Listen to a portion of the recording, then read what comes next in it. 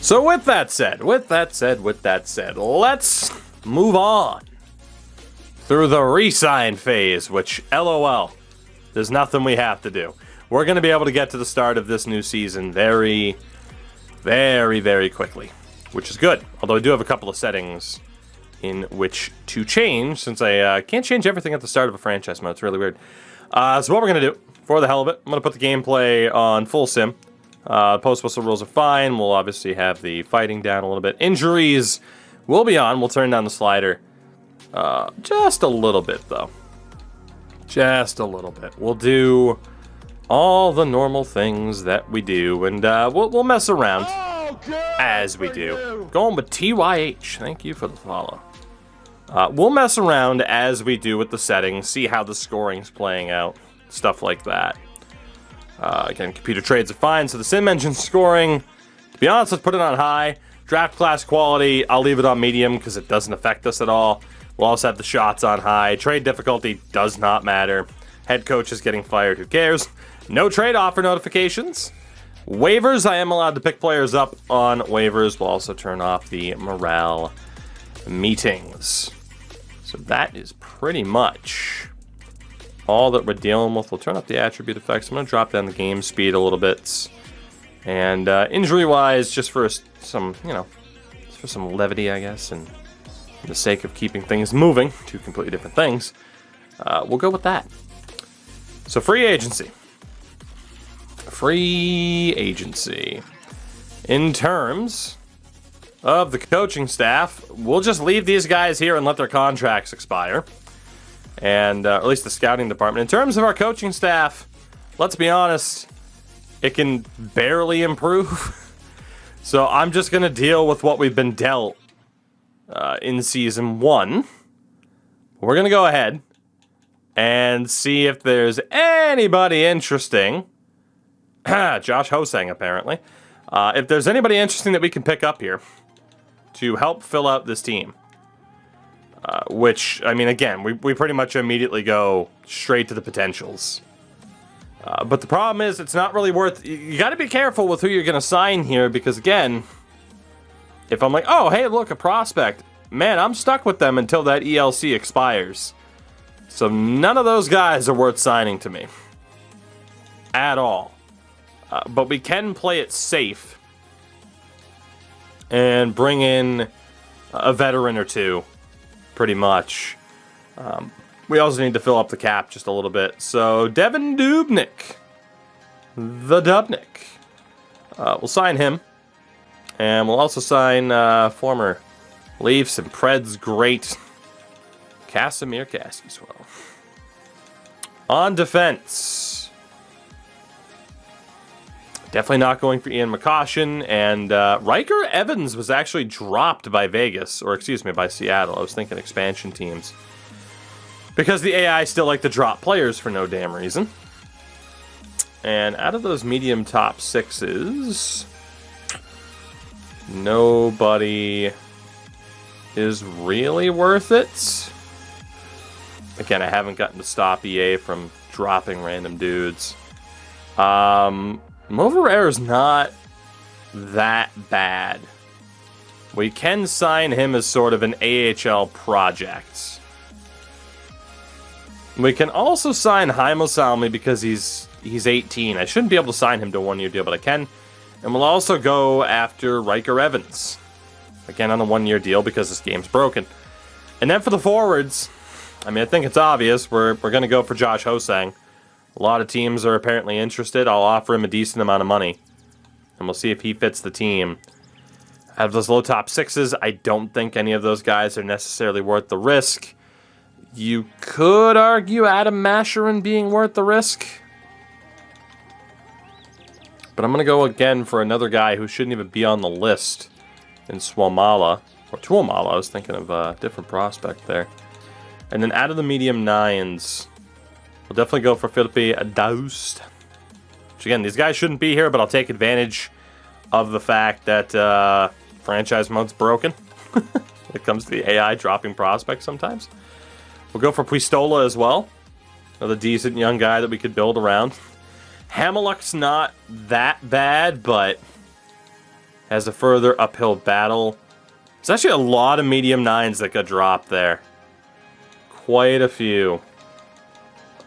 Mulligan being available, I mean, shit, we need to fill out this roster. Apparently for him, though, it would be an ELC. We'll do it. He'll probably be a 4th liner for us for a decent amount of time. Jasic wouldn't be that bad. Fuke. Nordgren, Schutz, Kevin Maki. Bakula's also not that bad. What would we be up to here? 41 contracts. We're still going to need more people. But like I said, I want to make sure that we have room. And that we just get the best of the best. And I think that's what we're looking at so far. So let's go ahead. Sim a couple of days here. Get the responses there. So Tuamala signs. Daoust, Evans, Haimasalmi, Puistola. Over Rare, Hosang, Dubnik, Kaskisuo, Mulligan. Not bad. So that leaves us with 41 deals. The rest of this roster, because we have to play it safe for next year, will be veterans signed to 1-year deals. That is the, I'd say, the best way to do this. Take a quick look here as well. Yeah, we're still under the floor by a couple mil. Icon dropping the 1,000 bits in New Orleans, apparently. Vacation, I'm guessing. Icon, what's up? All right, so we got a little bit of money to spend. Which means spending money on, like, Braden Coburn for the year. It also means spending money on Matt Bartkowski, Bruins legend, for the year.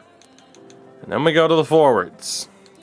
We'll save Mark Jankowski from being on an AHL-only deal. Sign him to a little bit of money.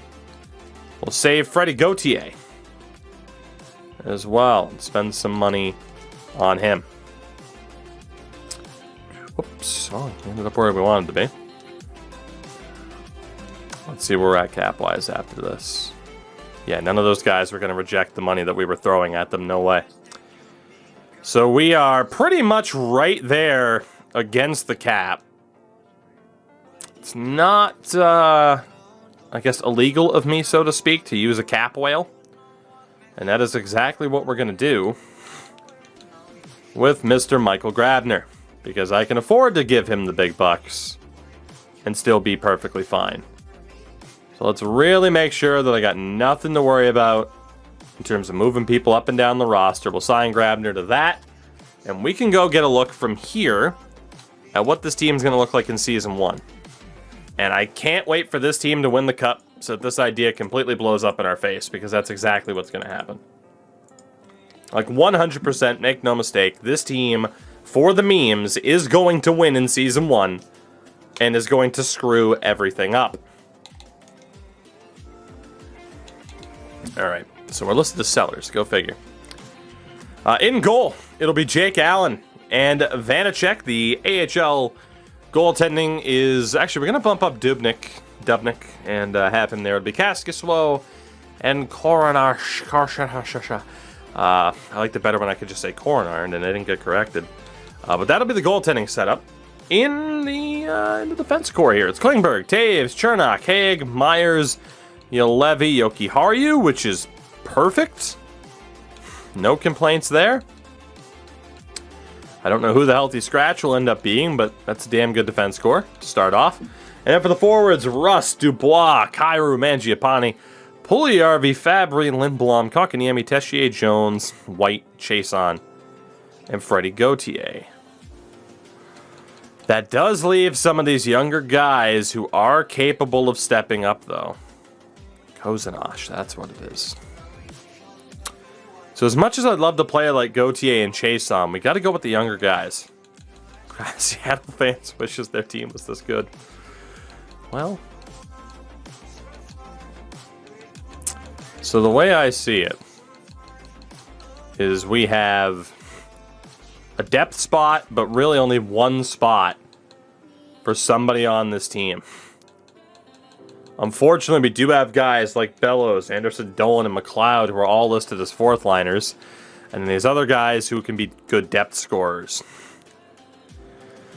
And that's the question. Do we get somebody in on the fourth line, or do we let them tear the AHL apart?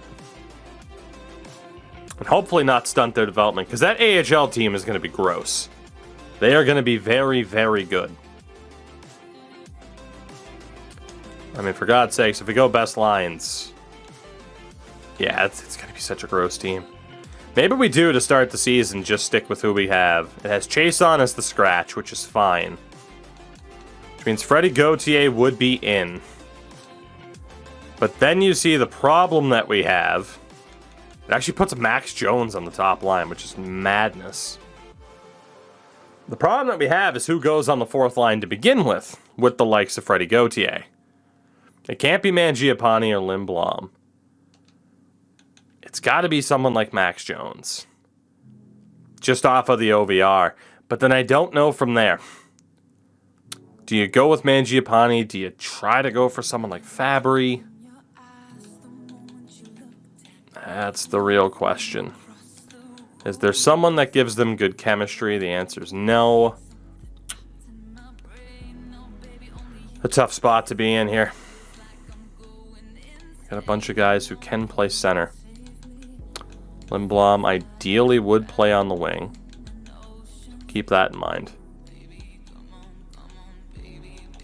If we get people into their primary position, which we can't really do, unless we get Kotkaniemi there, move Colin White over. I mean, I really like Colin White, and obviously we kind of need him to work because, like I said, he was the risky contract, but he might have to be a fourth liner for us, which kind of sucks. I think he might have to, because otherwise it's Fabry here, White at center, Mangiapane on the wing, and that would mean putting like Brian Rust on the fourth line. Does Colin White finally have stats? You know he doesn't, baby. You know he doesn't. So, yeah, we're going to put Fabry back at center, Mangiapane back there. So, yeah, Colin White's going to have to be a fourth liner for us. And it will be Puljujarvi on the third line, Kyrou on the second, potentially. Kotkaniemi will definitely be above Fabry. Mangiapane, Lindblom. Tessier can be the third liner. I'm obviously though worried about the chemistry of that top line. Big part of the reason none of them fit that top line very well. What if we flip this around? Top line center and Kotkaniemi, huh? If we go Mangiapane, Dubois, Rust, that's a hell of a line. I think that's it.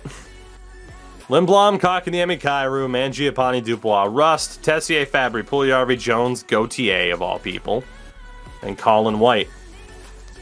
It's not that bad. Unfortunately, we're probably going to have to mismanage the development of some of our guys, but so be it. Olli Levy can be with Phil Myers, Chernot can be with Haig, Taves can be with Klingberg, which is fantastic. And then again, the goaltending is Allen and Vanacek. Jason Yokiharu Dubnik as the... Dude, that's a hell of a team.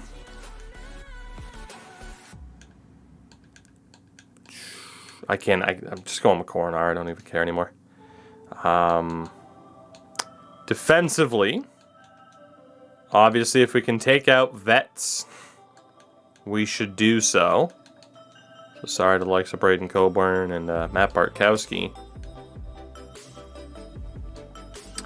In an ideal setup, Shaq, what's up? We'd have that defense right there, to be honest. And then forward-wise, obviously we can take out Michael Grabner for a younger dude like Puistola. And then Jankowski can stay. So obviously you can tell like we could use another goalie, another depth goalie, and I could use some more depth forwards in case of injury.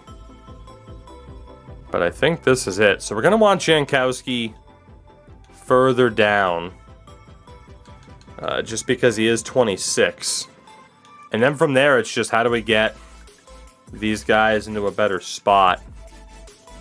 And do we base it off of OVR?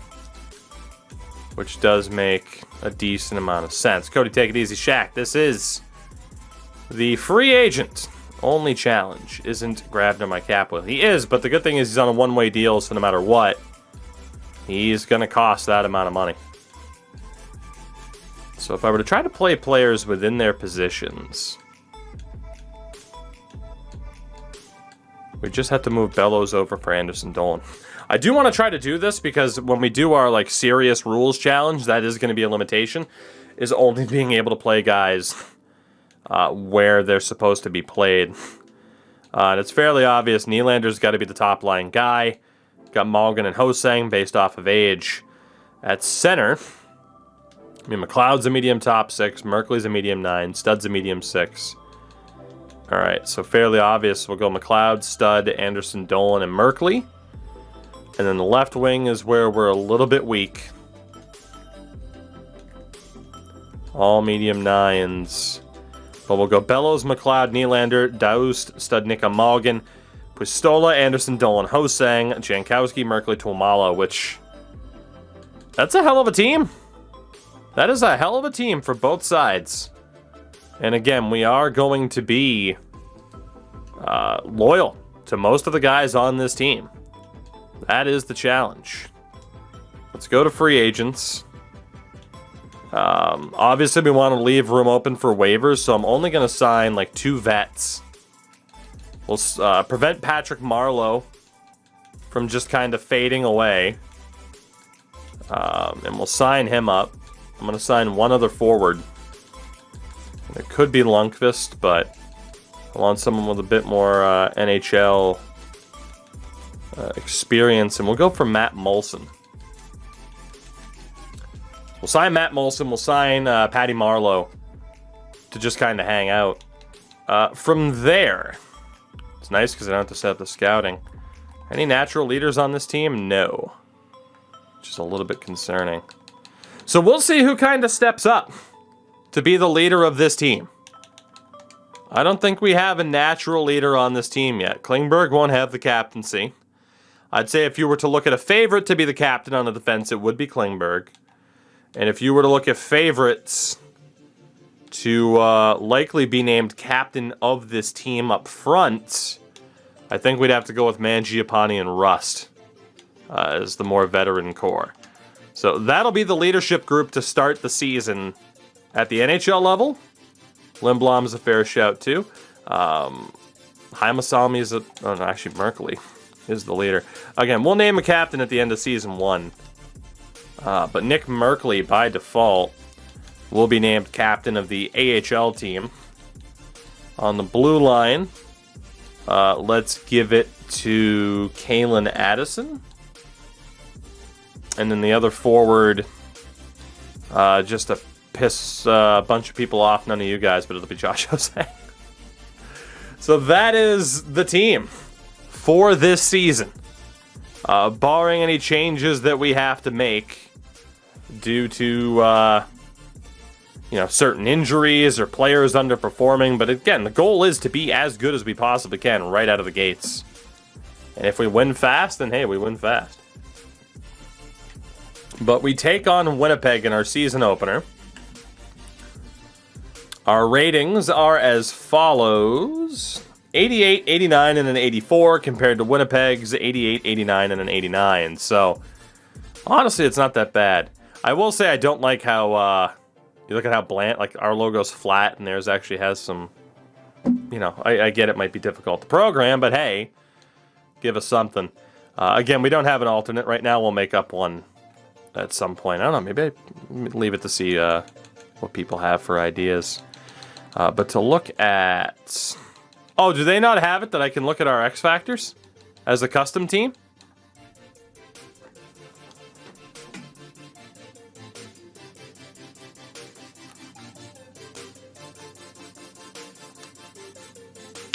Alright, moving on. And simming. My God. Let's get to simming. That is, that's bad. That's pretty bad. Riker Evans immediately gets hurt. He'll only be out for a couple of days. And who knows, maybe this team won't quite be as good as we expected. Whoops, we were down in the AHL by default. Again, let's get Coburn back out of there for Riker. And we move on. Hopefully we don't get too bothered by injuries.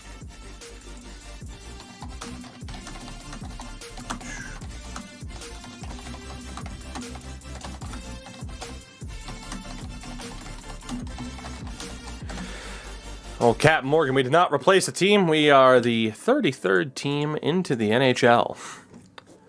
We went with the expansion franchise.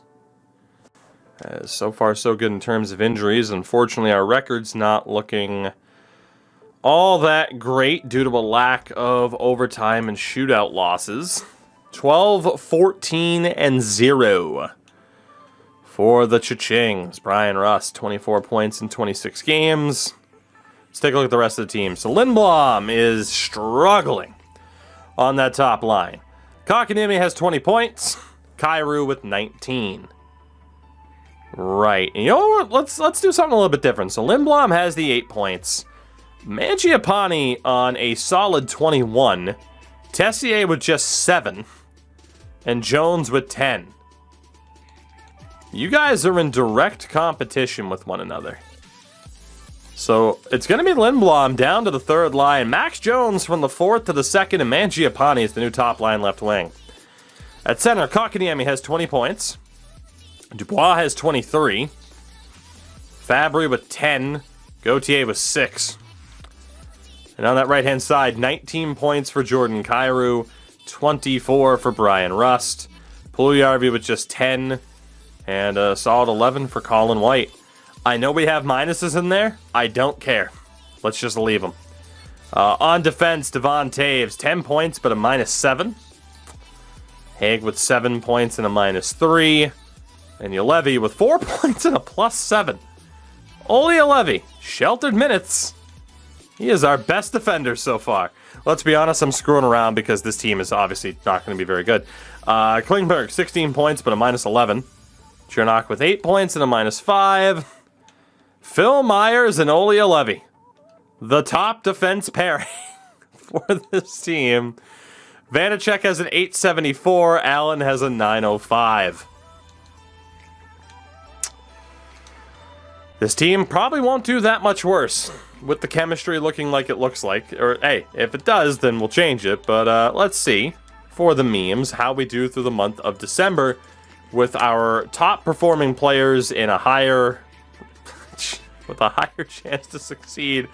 We are getting dunked on so far. A lot of high-scoring games. Of course, we have the scoring up there, but right now, woof. As Nick Hague comes back from injury. Apparently, he was never out long-term, so that's good. That was Liljegren that we were waiting for to come back. And that means Braden Coburn will take a seat one more time. And yeah, I mean, honestly, we've battled back over 500 this month. We're right below it, though. 18, 19, and 1. As we hit our stopping point there. Only 2 points out of a playoff spot as of January 1st. Mangiapane now on 30 points and a -8. Jones on 16 points. Lindblom on 16 as well. And Tessier on 13. I'm going to put Lindblom over Jones. He's been a little bit better so far. Pierre-Luc Dubois is crushing it so far. 33 points in 38 games. I love that they still haven't fixed the team thing. 30 points for Kotkaniemi. 19 for Robbie Fabry. And 10 for Gauthier. On that right-hand side, Brian Rust, a -17. But he has 31 points so far this year. Kyrou on 29. White on 16. And Puljujarvi on 19. So we'll make that change there. But Mangiapane, Dubois, and Rust will be our top line. Defensively, Ulevi, 8 points and a +10. 16 points, but a -11 for Taves. I was gonna say for Devon Taves, and just tried to cut out the Devon, and it just didn't happen. 10 points for Hagen, a -4. We're gonna stick with Ulevi. Myers 10 points and a +8. Klingberg, good point total, but awful defensively, and then 8 points there as well. Whew. We'll leave it. It's very obvious, though, that Taves and Klingberg together, for some reason, just do not work. And then Vanacek and Allen have not been good in goal, I think is the best way to describe it. As Bellows, McLeod, Nylander has been one hell of a top line in the AHL. We move on again. There's no trades we can make. Our team is our team. I'm obviously not going to consider buying anybody out right now or anything like that. We just got to see what happens this year and then what options become available to us in free agency. We're kind of depending on the AI to be terrible.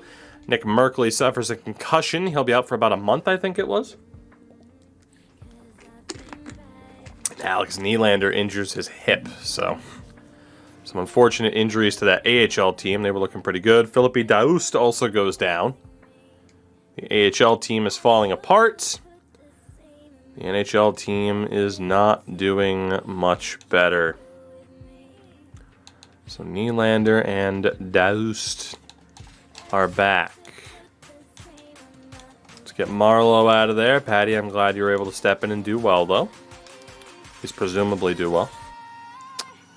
Daoust is fully healthy. 24, 26, and 3. We're still not in the basement of the division. AHL team, by the way, is at 29, 19, and 5. Third place in the AHL's North Division. Malgin has 50 points in 53 games.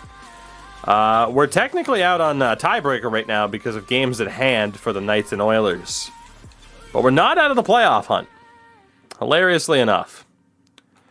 Mangiapane on that left-hand side. He's only at -7 now. Has the 41 points. Which is pretty damn good. Lindblom on 28 points this year. Jones on 19. Tessier on just 15, excuse me. So we'll keep that left-hand side the way it is.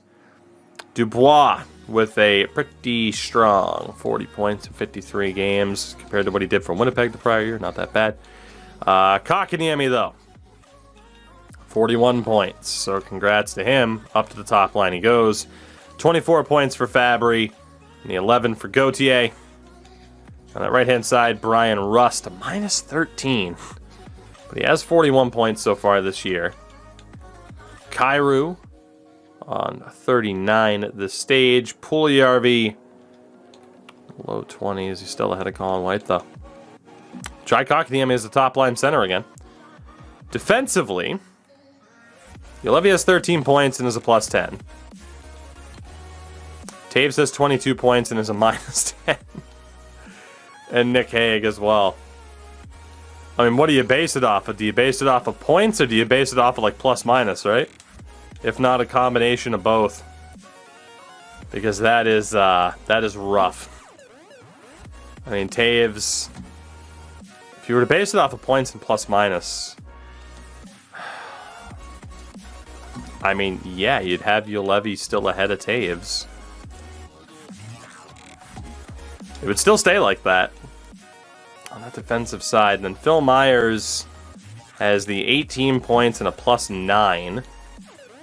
Klingberg has 30 points, but a -19. And then Chernak with 13 points, but a -1. It's been a really strange defensive effort so far. And again, Vanacek and Allen have both been awful. Is the best way I can describe it. I guess my question here is, what does it look like around the league with what we have the scoring set to? Even with like super high scoring and shots, we're still not getting overly realistic results, you know? Like McDavid's getting outscored by The likes of Goodrow, Backstrom, Gensel, Barkov, and Marner. That's interesting. No offense to the goaltenders. But let's see if we can juice up the scoring even more with the old school tricks of icing and offsides off. And we'll also bump up the amount of penalties for more power play time. Let's just see what that does. Why not? It's an experimental series. It's an experimental challenge. So we might as well screw around with the settings and see what type of results we can end up with. We will sim through the rest of the month, straight through trade deadline day as well, because we will not be taking part in it. But we can still see what kind of madness happens around the league as Nick Merkley is finally back from injury. I've seen some development there in the AHL as well, which is pretty nice. Let's see how we do this month. I mean, we're still on the cusp of a playoff spot. Right now, we're in the playoffs if the season were to end today. Somehow the Golden Knights are struggling. That's a big loss against us, though. We'll list ourselves as sellers, I guess, but keep on simming. So do we have any blockbuster trades by this game's logic? Torrey Krug to Calgary for Jakob Pelletier in a second. And that is the only quote-unquote blockbuster trade that went down. Let's see if anything else happened. Looks like a minor deal. Well, I don't even know who the hell was included in Boston and Seattle's deal because you can't see the full thing. Travis Boyd was traded for Jack Drury and Christian Albeline. Nemesnikov to Nashville in a deal that involves picks. Goligoski for Heponiemi and picks. Shattenkirk to Chicago along with Derek Grant for Lucas Reichel. Braden Shen to Seattle for 2 seconds. Kachuk and Calvis to Buffalo for who knows what else. I still hate that we can't see full deals. Arizona acquires another draft pick as if they needed more. Tyson Forster to Minnesota. Deal that involves Nick Bjugstad. Will Butcher to Edmonton for Xavier Bourgault in a second. Jesse Ilanen in a second for Joe Pavelski. Buffalo gets some draft picks for Colin Miller, Christian Wolanin. Calle Jarnkrok goes to the Islanders for prospects. Troy Stetcher, Sam Gagner, and Carter Rowney to Winnipeg for prospects. So again, we're probably likely to see some weird trades because of how the NHL and AHL rosters still look. Since I'm still with my in-progress edits. Look at goaltending first. Allen and Vanacek have both been awful. The Levy and Myers are still working. Taves and Klingberg do not. So we're going to go Haig, Klingberg, Taves, Chernak just to try to get something different out of that. Myers is now up into a top 4 role. And to be honest, he deserves it. What we're going to do is make that adjustment. Get the top players back into the roles they should be in. And hope they actually get it done. So again, we have just, well, I just know that I need to break up Taves and Klingberg. You know what? Screw it. We're going to stick with the Levy and Myers as our top pairing, man. They've been that good, but I had to split up Klingberg and Taves because for some reason they just don't work together. Mangiapane. Taking a look at shot totals as well, but he has 51 points so far this year. Lindblom lacking behind. 114 shots. He has 33 points. Jones on 21. Tessier on just 20. Kotkaniemi, 128 shots. He has 47 points so far this year. Dubois up to 51, though. Fabry, 123 shots for Fabry. He does have power play time, but 29 points for him. We know Gauthier is a bit behind. And Brian Russ was still the leader in points with 53. Kyrou on 44. Puljujarvi on 29. And White on 24. Honestly, we'll switch that back to avoid the negative, but we're in an interesting spot with this team. And AHL-wise, how's someone like Hosang doing? That third line's still crushing it. Puistola's not dominating, but that's okay. No improvement from Liljegren in terms of OVR. That's a little bit scary. AHL goaltending has been a little bit spotty. It's the best way to put it.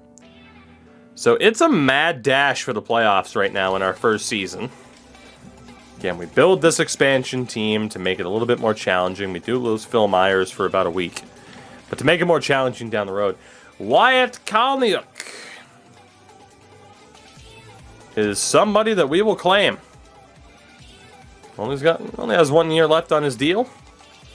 Why would we not add a player like that? We'll take out Yokiharu for Myers. And, hate to say it for Heimasalmi, but we haven't really seen a ton of progression. But maybe we go to that left-hand side, take out Moverare because he is 23. Let's go for Wyatt. And, get him on the team. That means we'll drop Hayek. Or we can just have the -1. Let's just go for the -1. Rip free agents only. Hey, I said waivers were an option. Although, to be honest, it's only to help fill out this roster a little bit. We needed another defenseman anyway, and I didn't sign him. Yeah, we're not going to claim Bojo. Or Bogo, though. To be honest, I don't think I will actually do waivers full term. The problem is, I'm like, yeah, waivers are an option, because I actually didn't expect anyone decent to get dropped, because I feel like they normally don't. And then immediately we get someone like Kalniuk, which is hilarious. We are currently 5 points out of the playoffs with 10 games to go. We take on Buffalo. And we win 4-0. We take on the Columbus Blue Jackets. 3 points out. And we lose, but we get the Bettman points. Montreal. We're 4 points behind the last wild card team. That's a big loss to Montreal. A lot of road games here, or at least the Eastern Conference opponents. We take on Boston, very good team. And we win 3-2. 6 games left. 6. We are 4 points out with a game at hand. Detroit has been god-awful this season. And we win 5-1. Arizona's next. 4 points back. Because the Ducks won, we have to beat the Coyotes here. That's probably it for this season, man. Sharks on, yeah, we're 5 points back with a game at hand. We pretty much have to win out. It's Philadelphia. We win 6-2. 3 games to go, we're 5 points back. We need a miracle at this stage. We need a miracle, we have to win out. Calgary. We win. 4 points back. The Ducks and the Oilers have to lose, and we have to win out. Let's see what happens against New Jersey here. Comes down to the wire. First period, 2-1 lead. Dubois and Rust. Second period, 3-2. Dubois restores the lead. Come on now. Severson ties it. Boys, don't blow this. Don't set up this history of failure already. Give me some hope. Please. Maybe. Oh, God. PK Subban scores. Mangiapane scores. Come on now. OT? I want to watch this. It's a little bit early in the series to, be watching gameplay, but if this team is going to, and it's a way to look at our new arena, if this team's going to barnstorm their way into the playoffs and pull off some magic to start, then I am 100% here for it. Because why would I not be? And in case we score, we got to drop those down a little bit. Just a little bit. Actually, it was the whole broadcast settings tab. Give me the full presentation. Let me see how much work you put in. Let me see it. Let me see it. So this team has a shot. It's 3-on-3 overtime. We got the Bettman point, but we need the W. Also, Holtz is in for New Jersey, which is promising. Klingberg to Kyrou. Kyrou, please don't lose this. Gets it to Klingberg. And he loses it because he refused to shoot on the backhand. That's why John Klingberg sucked all year. He sure just shredded everybody. Love to see it. Holtz down low to Fabry. God, Fabry and Kyrou are our top 2 options at 5-on-3. That's so bad. Fabry looking, shoots, stopped. Come on, Robbie, win it back. Kyrou loses it. Douglas dumps it in, cross ice. Fabry has it. Weird animation and trouble. I don't even know who that is. It might be Mangiapane. It's not. It's Max Jones. Klingberg. Nearly turned it over. Sauces it to Jones. Shoots, save, rebound. Nearly swept in. All right. Yeah, we got a shot off. Jones and Kotkaniemi as the second option in 3-on-3. Interesting. Yeah, there is no offside either, which will make this much more fast-paced. Brand new NHL rules. Here's Miles Wood. Denied. Oh my God, he's wide open. He's wide open. What a save by Vanacek. He was just sitting there, wide open in front, and for some reason that pass took forever to get to him. Thank God. We got Rust and Dubois, who are somehow the third duo. Severson, Miles Wood, scores. Got that Chicago Blackhawks defense going right there. Whoo! Seth Jones on the ice? What the fuck was that? All right, well, our playoff hopes have probably just gone up in smoke.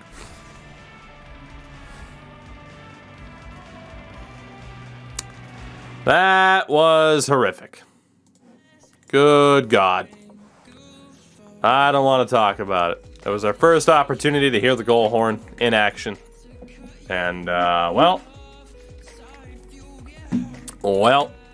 there it goes. Most likely.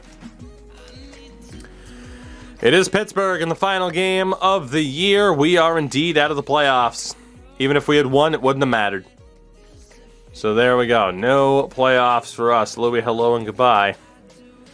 As Pittsburgh beat the shit out of us 9-3 in the final game of the season. So our first year comes to a close. No playoffs for us at 38, 37, and 7. Which sounds about right. We were in a phenomenal division, with the exception of the Seattle Kraken. So at least we were better than the Kraken. But Calgary, Vancouver, Vegas, San Jose, and Edmonton all make it. In the Central, Colorado, Chicago, and Nashville make it. Central really struggled. And the Atlantic, Montreal, Boston, and Tampa. Poor Leafs. Poor Panthers. And in the Metro, the Islanders, Caps, Penguins, Hurricanes, and Flyers. I hate how they reordered that alphabetically. So you have the Islanders and Avs as the top 2 teams in the league. The Kraken were the worst. Dallas, Minnesota, Columbus, Buffalo. The bottom 5. In terms of goal scoring, we were bottom 5, which is unfortunate. Goals against average, shockingly, we weren't towards the top. Again, very shocking that we weren't towards the top, because I don't feel like we saw any quality goaltending whatsoever. But I don't even really care to look for special teams at this point. Brian Rust led the offense with 67 points. Dubois was up there, as was Mangiapane, all over 60.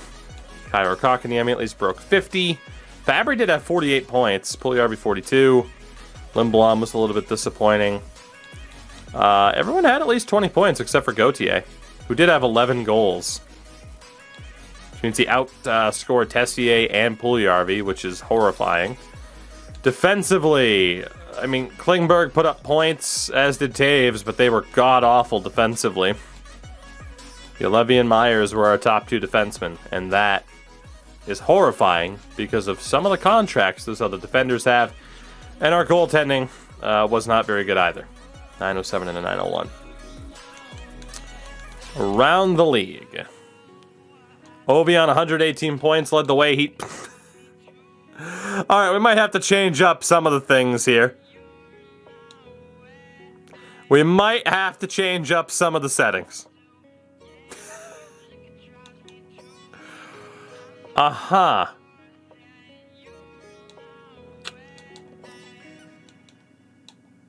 That is, that's a bit much. That's a little bit much. Might have to change some things. It's going to help Ovi catch Gretzky, though. Defensively, oh my god, Burns, Doughty, Jesus. I don't even know what to make of this. Burns was somehow the only defender to put up 22 goals. And in goal, Varlamov won the most games. Yeah, those save percentages got nuked. Matt Murray almost won the Vezina. Samsonov will likely win it. There's a chance Matt Murray just won the Vezina. So these mess-around settings we have to change. Trevor Zegras likely just won the Calder over the likes of William Eklund. Accurate for Ovi, but for everyone else, not so much. Indeed. And, you know what? Yeah, let's go ahead. Let's go ahead and slightly adjust some of that. We'll go ahead and put icing and offsides back on. And I heard someone have luck. Someone said they had luck with, like, low scoring, but high shot frequency? I think it was. Maybe we'll give that a go next. Also going to turn off the waiver notifications. We will, we'll avoid that. We'll avoid that. So that is our first season in the books. We'll see who wins the cup. And then it brings up our first real off season, which I'm kind of scared for and hoping that we didn't really make any mistakes, because there was a chance that we did.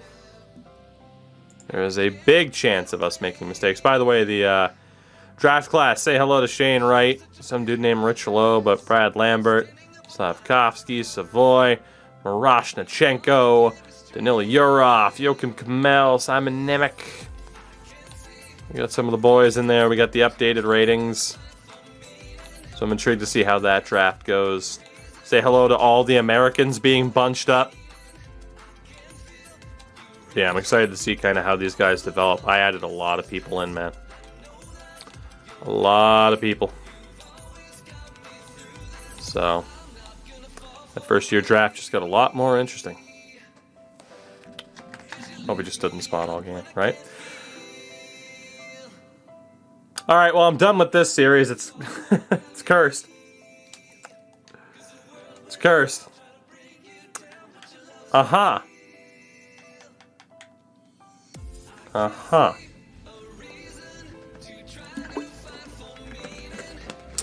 Well, at least Montreal and Carolina played each other in round one, even though I took Kotkaniemi away. Freaking 2015 all over again. There you go. AHL-wise, Burnaby got swept by Syracuse in round one, so our AHL team did not make it very far. Again, the Islanders and the Islanders outright won the President's Trophy. Ovi won the Art Ross and the Hart, go figure. Thomas Chabot won the Norris. Barzal to Lady Bing. The Calder did go to Trevor Zegras.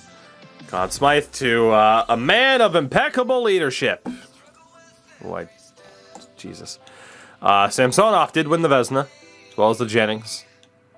Coach of the Year went to San Jose. Bergeron wins the Selke. Ovi, the Ted Lindsay, and the Rocket Richard. In the AHL, Anton Lundell put up the most points. He's also league MVP. Mr. Reedy, I think it's Scott Reedy. scored the most goals. Lundell, see, top rookie. You saw Rico Lopez, top defenseman. Top goalie, Joe Wall. Louis Domingue, MVP of the playoffs. So now that this season is done, we go to progress reports, where Rust has some statistical growth, which is nice. He's showing up as an 85. A lot of natural growth for Puljujarvi. He's up to an 83, or at least still an 83. More statistical growth for Lindblom and Chernak. A little bit for Kotkaniemi. No natural growth for Kotkaniemi. He's a little bit scary. Decent natural growth for Myers, Jones, and Olli-Levy. Tessier with statistical growth. McLeod, a lot of natural growth for him. Same for Studnicka. So this team next year will be pretty different. Then in the system, Liljegren with improvement. Hosang, not a ton. Same for Morgan and Hayek, Addison, Philippe Daoust, Riker, Evans, Puistola, Tuamala, and Haimasami, all with some decent natural development, though. But for the most part, less development than I would have expected, too, from some of our guys. So with that, we'll get to the lottery results. As we end up with the 10th overall pick, I'm going to hit the button again. And we got team number 6, who will be getting our draft picks, as the likes of Zdeno Chara, Louis Eriksson, Matt Molson call it a career. Leland Irving and Justin Pogge in goal. Bunch of new scouts, including Braden Coburn. Which, again, scouts are useless to us in this particular series. So we go to the draft, and again, we trade away all of our picks to the random number generator. 1, 2, 3, 4, 5, and Carolina. Carolina. Congratulations. You are about to get an abundance of draft picks, because we will not be making any draft picks in this challenge. So congratulations there to the Hurricanes. Let's see how that first round plays out with all the dudes added in. So Shane Wright goes number 1. Brad Lambert to Seattle. Generated dude to Columbus. Savoy to Minnesota. Slavkovsky to Buffalo. You're off to the Rangers. Wow, you're off one ahead of Miroshnichenko. Interesting. Joachim Kamel went 8th. Nemec 9th. Random dude 10th. So Carolina benefited pretty well from our picks. Connor Geeky fell to 12. Gaucher. Karamaslov went before Verow. I guess Buffalo went for the defense instead. Ratka McRorty. Mr. Frank Nazar. Jack Hughes. I wanted to see just how the order would go, because, yeah, we went pretty generic with these guys. But, yeah, they're decent prospects, first rounders, basically. A lot of 65, medium top 6 until we start seeing more changes to draft rankings. Tristan Luneau went ahead of Seamus Casey. Roster Shang's out. It is not. It will be out in December. Forsmark, Solomonson, Jansen. Yeah. Alright, let's get through that draft then. So I want to get a look at the names and faces that might be available to us at the start. Is it possible for a goalie to win the Lady Byng, not in game-wise, but IRL-wise? I mean, I wouldn't see why not. Unless I'm thinking of the wrong damn award. Alright, so we got some contracts up. That complicates things. Especially John Klingberg, who was awful for us last year and doesn't want to re-sign. Rust would come back. Dubois would come back. We got some big decisions on who to bring back, particularly depending on how much they want. With pending free agents such as Patrice Bergeron, Chris Letang, Johnny Gaudreau, I did not add the Morgan Riley extension, so he's likely to hit the market.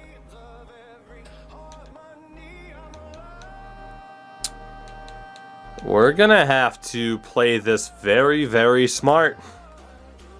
Like, very, very smart. And make sure we don't re-sign the wrong dudes. Especially when John Klingberg wants $9 million a season. This challenge is all about timing.